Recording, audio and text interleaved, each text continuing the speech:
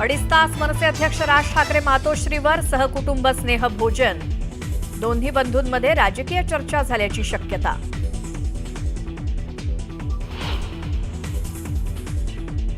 जैन समुदाय सभेनंतर आम्ही गिरगावकर संघटना आक्रमक. मुंबईत लावले कबूतर go back to Marwad Rajasthan अशा आशयाची पोस्टर्स. कबूतरखान्याचा मुद्दा तापण्याची शक्यता.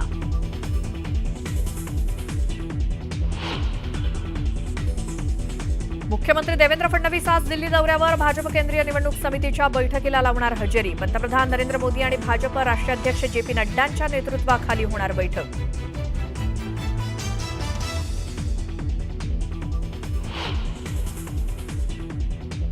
महायुती म्हणून नको तर भाजप म्हणूनच निवडणुकीच्या मैदानात उतरू द्या. भाजप कार्यकर्त्यांची मुख्यमंत्र्यांकडे मागणी. तर अंतिम निर्णय जिल्हा पातळीवर घेणार मुख्यमंत्र्यांची माहिती.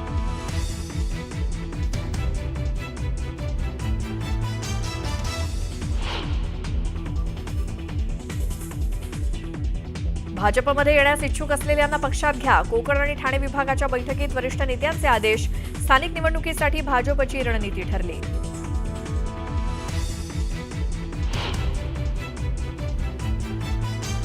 राजकारणात नेत्यांना सर्व लोक शिव्या देतात. शिव्या ऐकणं हा आमचा धंदाच झालाय. शिव्या ऐकायच्या त्यानंच आमदार व्हावं. गुलाबराव पाटलांचं विधान.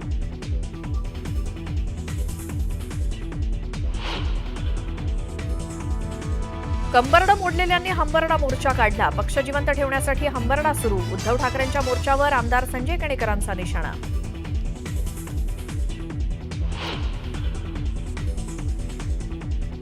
बीड जिल्हा कारागृहातील जेलरकडनं कैद्यांवर धर्मांतरासाठी दबाव. जामिनावर सुटून आलेल्या आरोपीचा गंभीर आरोप. तर संपूर्ण रॅकेट जेलर चालवत असल्याचा दावा.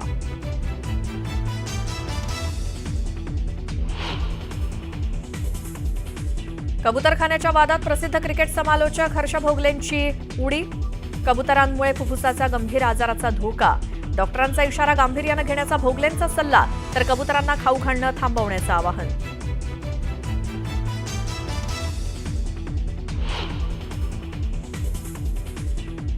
पाकिस्तान आणि अफगाणिस्तानच्या सैनिकांमध्ये चकमक. तालिबानी सैनिकांच्या हल्ल्यात पाकचे 18 जवान ठार. पाकच्या अनेक चौक्यांवरती अफगाणिस्तानचा कब्जा.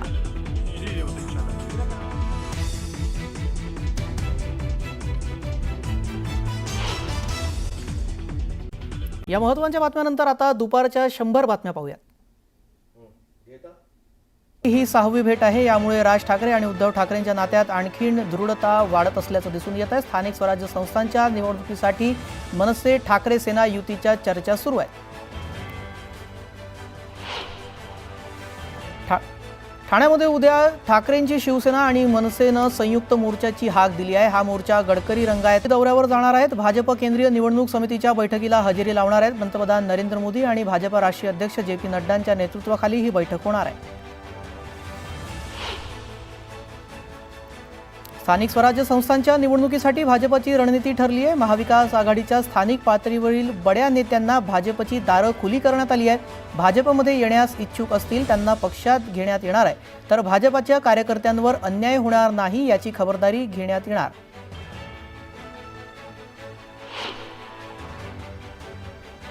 भाजपच्या कोकण आणि ठाणे विभागाच्या पदाधिकाऱ्यांची बैठक संपन्न झाली. बैठकीमध्ये भाजप पदाधिकाऱ्यांनी आगामी निवडणुकीमध्ये स्वबळावर लढण्याची मागणी देवेंद्र फडणवीसांकडे केली आहे. स्वबळावर की महायुतीत लढायचं हा निर्णय जिल्हा पातळीवर घेणार असल्याचं फडणवीसांनी सांगितलं.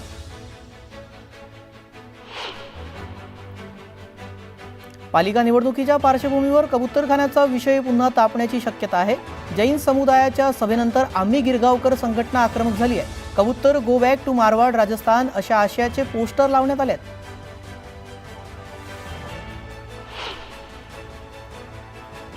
कबूतरखान्याचा विषय आता चांगलाच तापला आहे. या कबूतरखान्याच्या वादात प्रसिद्ध क्रिकेट समालोचक हर्ष भोगलेंनी उडी घेतली आहे. कबुतरांच्या विष्ठेतील कण श्वासावाटे शरीरात गेल्यास फुफ्फुसांचे गंभीर आजार होऊ शकतात.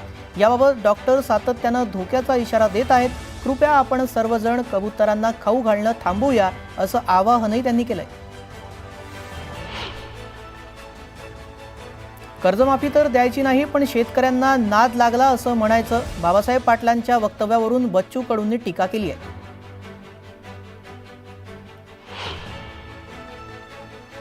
घायवळ प्रकरणाची चौकशी करणार असल्याचं मुख्यमंत्री फडणवीसांनी सांगितलंय. यावरून सुप्रिया सुळेंनी मुख्यमंत्र्यांचे आभार मानलेत.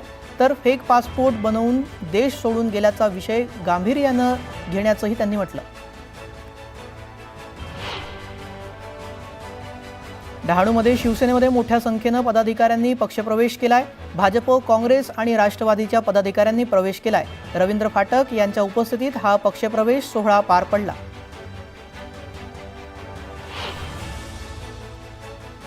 मनमाड शहरातील अनेक पदाधिकारी आणि कार्यकर्त्यांनी उद्धव बाळासाहेब ठाकरे शिवसेनेला जय महाराष्ट्र करून शिंदे शिवसेनेत प्रवेश केला. आमदार सुहास कांदे यांनी त्यांचं पक्षात स्वागत केलं.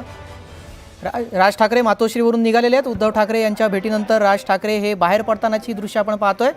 मातोश्रीवरून राज ठाकरे निघालेले आहेत. जवळजवळ 2.5 ते 3 तास दोघांमध्ये मातोश्रीवर भेट झाली. स्नेहभोजनासाठी ते सहकुटुंब पोहोचले होते आणि आता ते मातोश्री इथून निघतानाची ही थेट दृश्य आपण पाहतोय. नुकतेच राज ठाकरे मातोश्रीवरून निघालेले आहेत. आत्ताची ही मोठी घडामोड आपण पाहतोय. गेल्या 2.5 ते 3 तासापासून दोघांमध्ये चर्चा सुरू होती. अमित ठाकरे देखील आपल्याला दिसत आहेत. स्वतः गाडी चालवत ते इथे पोहोचलेले होते. आता ते बाहेर पडतानाची ही दृश्य. या संदर्भातले अधिक अपडेट घेऊयात. आमचे प्रतिनिधी विजय देसाई थेट जोडले गेलेले आहेत. विजय, सध्या राज ठाकरे बाहेर पडत आहेत, काय तिथले अपडेट? राज ठाकरे आणि त्यांचे जे कुटुंबीय आहेत ते या ठिकाणी आता बाहेर निघाले आहेत, मातोश्रीच्या बाहेर निघालेले. आणि आता नेमकी काय चर्चा झाली हे समजू शकलेलं नाही, कारण राज ठाकरे असतील, त्यांच्या मातोश्री आहेत त्या होत्या, अमित ठाकरे होते, त्यांची अमित ठाकरेंची पत्नी होती आणि त्यांचे कुटुंबीय जे या ठिकाणी आले होते. आणि या ठिकाणी आता नेमकी काय चर्चा होते, आता हे दीपोत्सवाला पुन्हा राज ठाकरे यांच्या कार्यक्रमाला येतात का उद्धव ठाकरे, हे सुद्धा आता पाहावं लागणार आहे.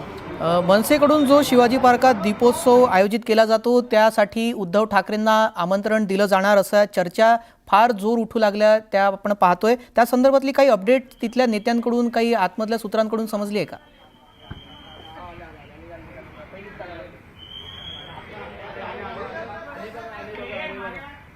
विजय, माझा आवाज येतोय आपल्याला? काही तांत्रिक कारणामुळे विजय यांच्यापर्यंत आपला आवाज पोहोचू शकत नाही. त्यांच्याशी नंतर संपर्क साधूयात. मात्र सध्याची घडामोड आपण पाहतोय की राज ठाकरे हे मातोश्रीवरून निघालेले आहेत. मनसे अध्यक्ष राज ठाकरे मातोश्रीहून निघालेले आहेत. 2.5 तास दोघांमध्ये चर्चा झाली. राजकीय चर्चा होण्याची शक्यता वर्तवली जात होती. त्यातून आता दोघांमध्ये काय राजकीय चर्चा झाली आहे त्या संदर्भातले काही अपडेट अद्याप मिळालेले नाही. तरी मात्र आपण पाहतोय 2.5 तास दोघांमध्ये भेट झाली, चर्चा झाली. स्नेहभोजनासाठी सहकुटुंब राज ठाकरेंचं कुटुंब मातोश्री निवासस्थानी उद्धव ठाकरेंच्या भेटीसाठी पोहोचलं होतं. त्यानंतर आता 2.5 तासानंतर राज ठाकरे मातोश्रीहून आपल्या निवासस्थानी शिवतीर्थकडे रवाना झालेले आहेत. मात्र मीडियाला आणि आता नेमकी काय चर्चा झाली हे समजू,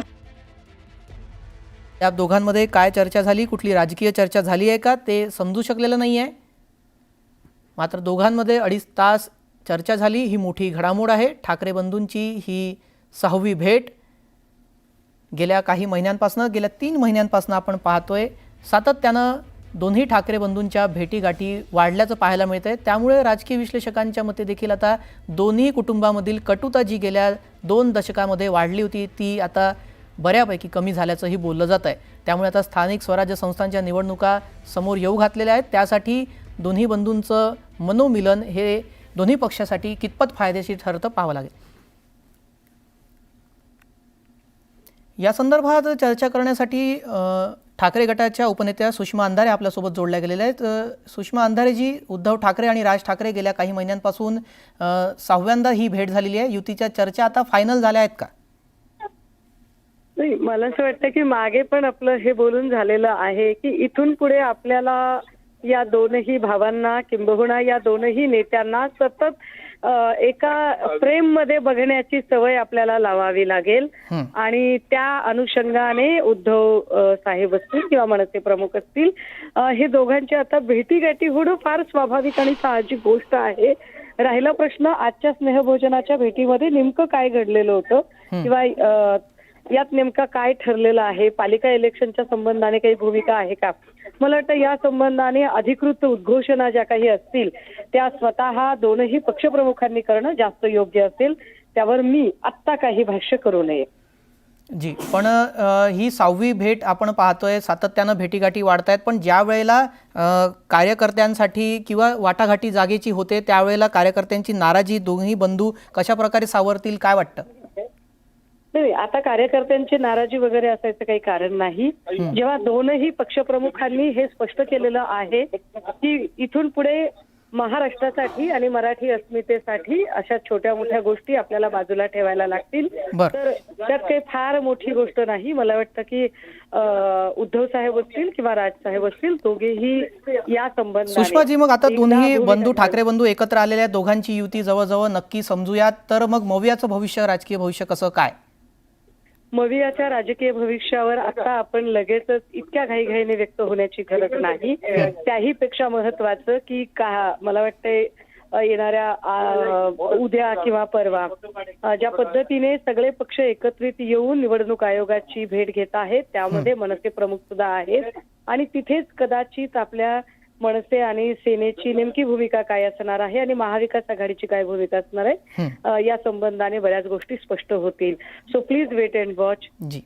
काही वेळासाठी जर आपण थांबलात तर बऱ्याच गोष्टींची उत्तर आपल्यालाही मिळतील. जी, धन्यवाद सुषमाजी, आपण या संदर्भात न्यूज 18 लोकमतशी बोललात त्यासाठी. आता दुपारच्या 100 बातम्या पाहूयात वेगवान स्वरूपात.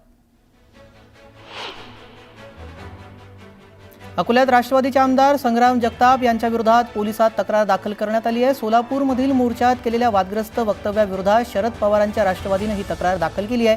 दरम्यान सखोल चौकशी करून कारवाईचं आश्वासन पोलिसांनी दिलंय.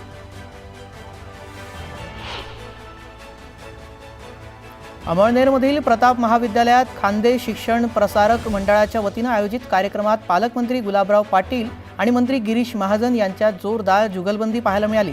दोन्ही मंत्र्यांच्या जुगलबंदीमुळे कार्यक्रमात एकच हास्य कल्लोळ रंगला. भाजप आमदार संजय केणेकर यांनी उद्धव ठाकरेंच्या हंबरडा मोर्चावर टीका केली आहे. कंबरडं मोडलेल्यांनी हंबरडा मोर्चा काढला. शेतकऱ्यांच्या जे बांधावर गेले नाहीत त्यांना जनता स्मशानात खांद्यावर घेऊन गेली, असा हल्लाबोल केणेकरांनी केला.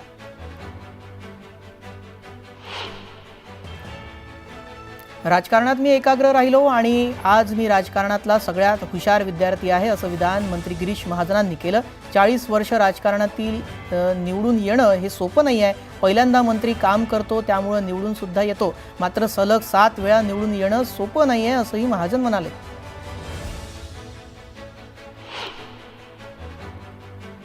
राष्ट्रसंत तुकडोजी महाराजांच्या पुण्यतिथी राजकीय स्वरूप आल्याचं आरोप आमदार अमोल मिटकरी यांनी केलाय. मौन श्रद्धांजली सोहळा यावर्षी कमी वेळ कोणाच्या दबावाखाली घेतला, असा सवाल मिटकरी यांनी उपस्थित केलाय. रत्नागिरीच्या मंडणगडमध्ये दिवाणी आणि फौजदारी न्यायालयाच्या नूतन इमारतीचं उद्घाटन पार पडलं. सरन्यायाधीश भूषण गवई यांच्या शुभ हस्ते इमारतीचं लोकार्पण करण्यात आलं. यावेळी मुख्यमंत्री देवेंद्र फडणवीस, उपमुख्यमंत्री एकनाथ शिंदे आणि अजित पवार उपस्थित होते.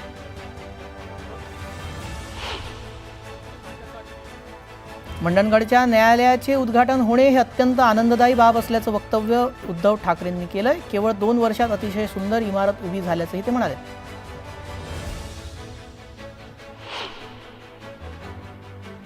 पुण्यातील भिडे पूल वाहतुकीसाठी पुन्हा खुला करण्यात आलाय. दिवाळीनिमित्त शहराच्या मध्यवर्ती भागात होत असलेली वाहतूक कोंडी लक्षात घेता भिडे पूल वाहतुकीसाठी सुरू करण्यात आलाय.